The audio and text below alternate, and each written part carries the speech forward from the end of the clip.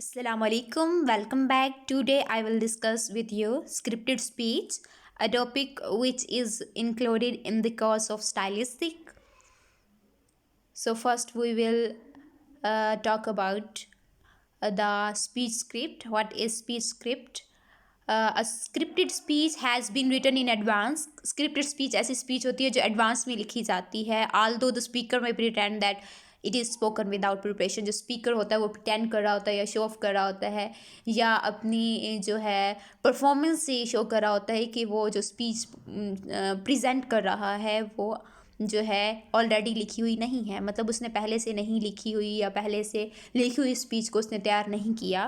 For example he had prepared scripted answer, कि उसने scripted answer को प्रिपेयर किया है कि जो भी क्वेश्चन उसको असाइन किए गए और उसके आंसर्स को उसने याद किया है, उसके बाद उसने प्रेजेंट किया है या सुनाया है. A speech script is a working paper और a guideline for presenting a speech. किसी भी स्पीच को प्रेजेंट करने के लिए जो स्पीकर यूज़ करता है स्पीच स्क्रिप्ट, वो एक वर्किंग पेपर होता है या कुछ गाइडलाइंस होती हैं. Not a finished product since the speech isn't complete until it has been delivered. तो ये जो स्पीच होती है या स्पीच स्क्रिप्ट होता है वो गाइडलाइन होती है, वो एक फिनिश प्रोडक्ट नहीं होता. मतलब उसमें कुछ जो है आउटलाइंस होती हैं और ये कंप्लीट नहीं होती स्पीच. इसको जो है स्पीकर को खुद कंप्लीट करना होता है. फ्यू गाइडलाइंस दी हुई होती हैं.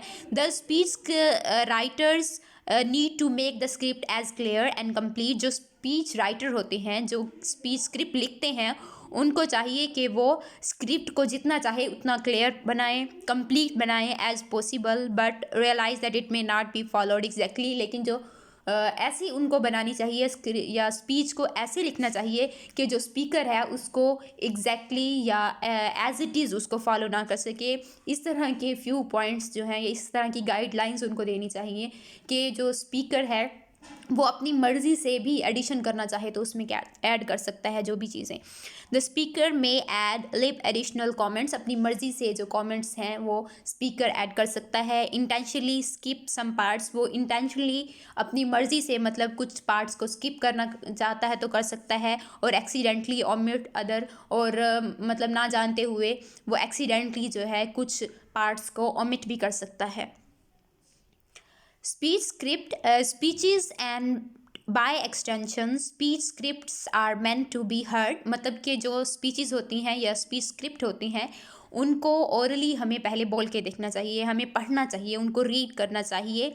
Are meant to be heard. उनको सुनना चाहिए. Not to be read silently. उनको साइलेंटली रीड नहीं करना चाहिए. हमें उससे लाउडली जो है वो स्पीक करना चाहिए, लाउडली अटर करना चाहिए उनको. They should be conversational and written for the air. Conversational होने चाहिए कि हमारी जो स्पीच है वो ऐसी लिखी जानी चाहिए कि हमारे जो ऑडियंस हों उनके लिए वो इफ़ेक्टिव हो. How the word sounds and how they flow are more important than formal sentence structure. के जो पूरी स्पीच है उसमें जितने भी वर्ड्स यूज़ किए गए हैं उनके साउंड के अंदर फ्लो है या नहीं है, या जो वर्ड्स यूज़ हुए हुए हैं वो कितने एक्सपेंसिव वर्ड्स हैं, कितने इफ़ेक्टिव वर्ड्स हैं ऑडियंस के ऊपर, उनका उन वर्ड्स का इफ़ेक्ट क्या होगा. या वो जो जैसे हम यूजुअली जो स्पीचेस होती हैं उसमें कुछ जो है वो पोइट्री ऐड कर देते हैं या कुछ अशार ऐड कर देते हैं ताकि उस स्पीच में फ़्लो रहे. तो फ़्लो रखने के लिए कुछ जो स्पीच राइटर्स होते हैं वो इस तरह के वर्ड्स यूज़ करते हैं ताकि स्पीच में फ़्लो होना चाहिए और फॉर्मल सेंटेंस स्ट्रक्चर को फॉलो नहीं करते यूजुअली. लिटरेरी क्वालिटी और स्ट्रिक्ट ग्रामर. लिटरेरी क्वालिटी कैसी होनी चाहिए स्पीच की, ये नहीं ज़्यादा देखी जाती इसमें. और स्ट्रिक्ट ग्रामर रूल्स को फॉलो नहीं किया जाता. स्पीच ज़्यादातर जो है वो उसमें वर्ड्स के साउंड को देखा जाता है और वर्ड्स की रिदम को और फ्लो को देखा जाता है.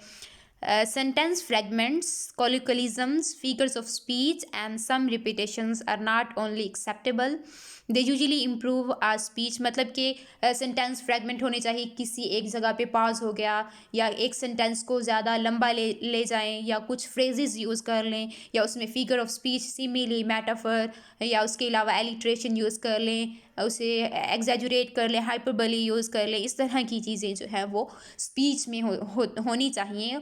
और ये वाली चीज़ें जो होती हैं वो स्पीच को इम्प्रूव करती हैं, इसको परफेक्ट बनाती हैं, इफ़ेक्टिव बनाती हैं ऑडियंस के लिए। However, the style, language and degree of formality must be suitable. Style अच्छा होना चाहिए, लैंग्वेज अच्छी होनी चाहिए, और जिस जो स्पीच आप डिलीवर कर रहे हो उसकी फॉर्मेलिटी अच्छी होनी चाहिए for the setting and the intended audience के लिए। जो आपको पता होगा ना, जो स्पीकर होता है उसको पता होता है कि मेरे सामने वाले ऑडियंस कैसे होंगे। अगर वो स्टूडेंट्स हैं तो उनके सामने मुझे स्पीच को कैसे डिलीवर करना है, या कोई भी लेक्चर है उसको कैसे डिलीवर करना है। अगर मेरे ऑडियंस जो हैं वो लॉयर्स हैं, अगर मेरे ऑडियंस जो हैं वो कोई प्रोफेशनलिस्ट हैं किसी भी स्पेसिफिक प्रोफेशन में, तो उनके सामने मुझे स्पीच को कैसे डिलीवर करना है। सेटिंग के लिहाज से या आपके जो ऑडियंस है उनके लिहाज से आपकी स्पीच जो है उसको सेट होना चाहिए, एज वेल एज कंफर्टेबल होनी चाहिए and appropriate for the person delivering the speech. और जो स्पीच स्क्रिप्ट राइटर होता है उसको स्पीच को ऐसे लिखना चाहिए कि जो स्पीकर है वो कंफर्टेबल हो उसको डिलीवर करने में, वो एप्रोप्रिएट हो, जो है वर्ड्स अच्छे से लिखे हुए हों, ताकि जो स्पीकर है उसको उस स्पीच को डिलीवर करने में कोई डिफ़िकल्टी ना आए, वो कंफर्टली उस स्पीच को डिलीवर कर सके। Speaking script must be clearly visible होना चाहिए। स्पीकिंग स्क्रिप्ट है, पेजेस के ऊपर जो लिखा हो क्लियर लिखा हुआ हो, इजी टू रीड और लेजिबल होना चाहिए, मतलब कि आसानी से जो स्पीकर है उसको पढ़ सके। और राइटिंग अच्छी होनी चाहिए, और and spaced in ways that help the speaker maintain an appropriate pace. और वर्ड्स में या सेंटेंसेस में इस तरह से पेज रखनी चाहिए उसमें, ताकि जो स्पीकर है वो अपनी अप्रोप्रिएट अपनी स्पीड को जो है वो मेंटेन कर सके। इस तरह की स्पेस्ड होने चाहिए सेंटेंसेस या फ्रेजेस जो उसमें यूज़ किए गए हैं या वर्ड्स, ताकि जो स्पीकर है वो इजीली अपनी स्पीड को या अपने फ्लो को मेंटेन कर सके। But emphasises where it's needed, और जहाँ पर ज़रूरत पड़े वो वहाँ पे अपनी स्पीच के अंदर एम्फसाइज भी कर सके, वहाँ पे जोर भी डाल सके, ठीक है, नोटिफाई कर सके चीज़ों को। एंड नॉट लूज़ हिज और हर प्लेस, मतलब कि वो जिस पॉइंट ऑफ व्यू से बात कर रहा है उसी पॉइंट ऑफ व्यू से बात करता रहे, और उसमें फ़्लो ना टूटे उसकी स्पीच का।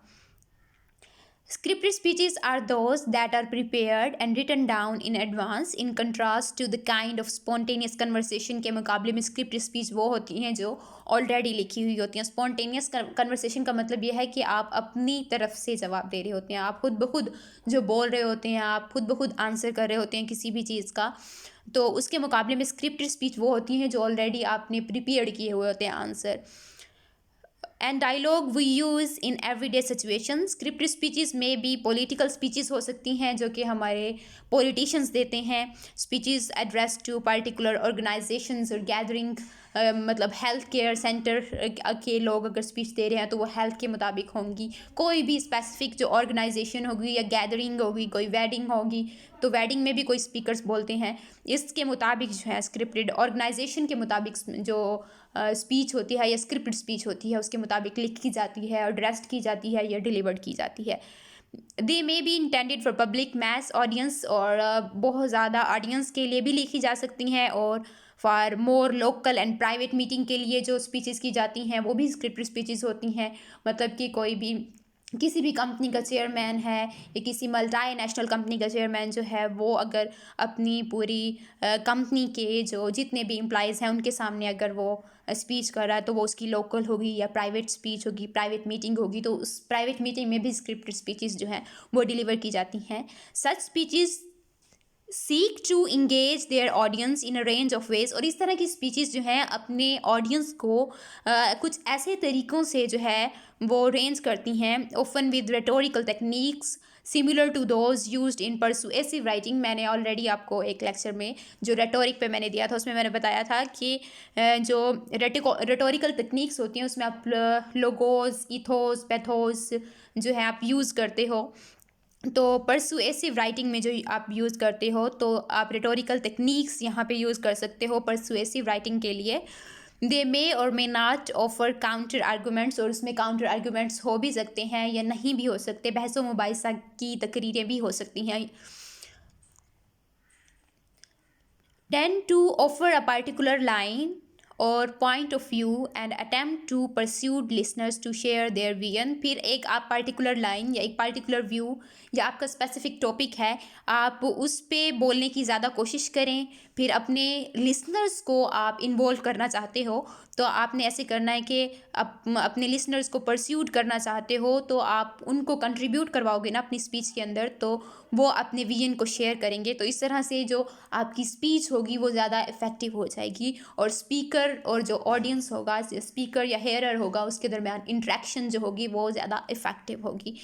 मे try to establish a particular mood, एक स्पेसिफिक मूड जो है उसको इस्टेब्लिश करने की कोशिश करनी है। A particular attempt to come to terms with issues, और एक ऐसी जो है अटैम्प्ट करनी है या एफर्ट करनी है कि आप कौन से इश्यूज़ को अपनी स्पीच के थ्रू डिलीवर करना चाहते हैं अपने ऑडियंस के सामने। और इवेंट्स और vision of the future, future के बारे में क्या बताना चाहते हैं। अगर आपका कोई मतलब कि प्राइम मिनिस्टर है तो उसकी स्पीच कैसी होनी चाहिए, अगर वो अपने जो है किसानों के सामने जो है स्पीच डिलीवर कर रहा है, या उसके बाद आप जो है आपके क्या हो इंडस्ट्रियल एरिया से लोग जो बिलोंग करते हैं उनके सामने अगर स्पीच कर रहा है तो उस स्पीच का पॉइंट ऑफ व्यू कैसे होना चाहिए। They may draw on a range of techniques to achieve these ends, आप रेंज ऑफ टेक्निक्स में अपने टॉपिक्स को ड्रा कर सकते हो और अपनी स्पीच जो है उसका गोल जो है वो अपने ऑडियंस तक डिलीवर कर सकते हो। That's all for today. I hope this will help you for your further studies. Thanks for watching. Don't forget to like, share, and subscribe my channel.